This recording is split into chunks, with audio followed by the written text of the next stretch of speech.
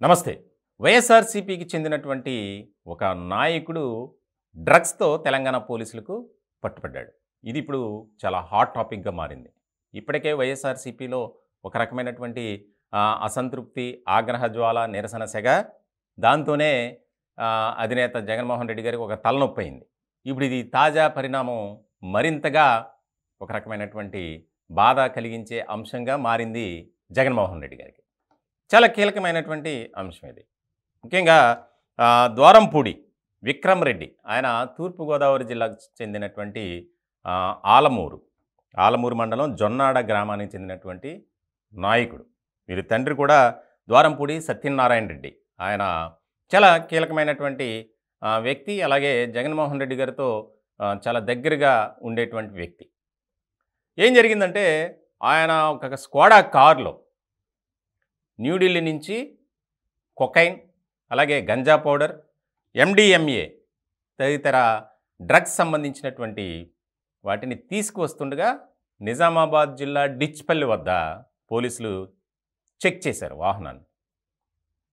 అతను తన ఫ్రెండ్ ఎవరైతే ఖాజా అని ఒక ఆయన ఉన్నారు, ఇద్దరు ఉన్నారు కారులో. పోలీసులు చెక్ చేస్తున్నటువంటి క్రమంలో ఇవన్నీ ఒక రహస్య ప్రాంతంలో డిక్కీలో ఎవరికి తెలియకుండా తీసుకొస్తున్నారు.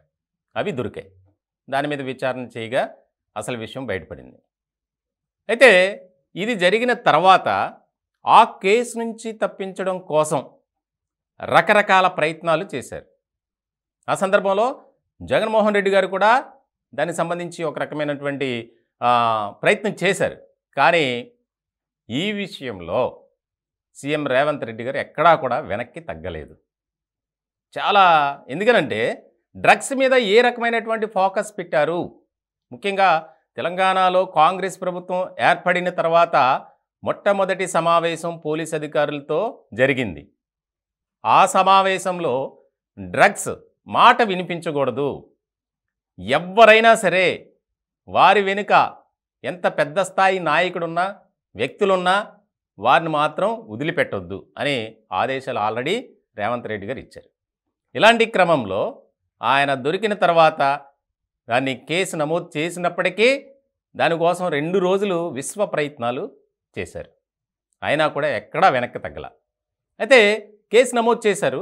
మరి ఈ 2 రోజులు ఏం చేశారు పోలీసులు అని డౌట్ రావచ్చు మీకు.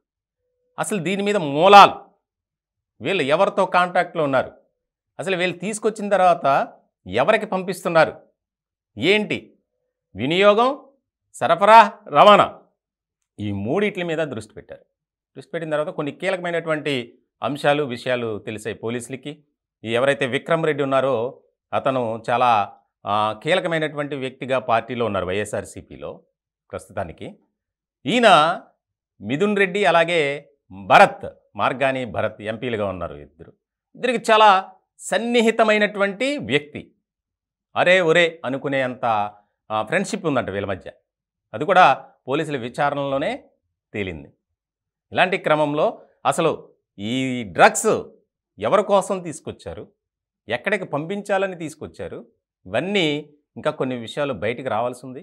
మొత్తానికైతే ఈ నిజామాబాద్ డిచ్పల్లిలో అరెస్ట్ చేసినటువంటి ఇద్దరిని, విక్రమ్ రెడ్డి అలాగే ఖాజా, ప్రస్తుతానికైతే జిల్లా జైలుకి తరలించినటువంటి పోలీసులు ఈ కేసు మీద చాలా ఫోకస్ పెట్టారు. ముఖ్యంగా ఎందుకనంటే మూలాల నుంచే మనం కట్ చేసుకుంటూ రావాలి. ఎందుకనంటే యువత డ్రగ్స్ బారిన పడి వారి యొక్క బంగారు భవిష్యత్తును నాశనం చేసుకుంటున్నారు. కాబట్టి ఎవరిని కూడా ఉపేక్షించకూడదు.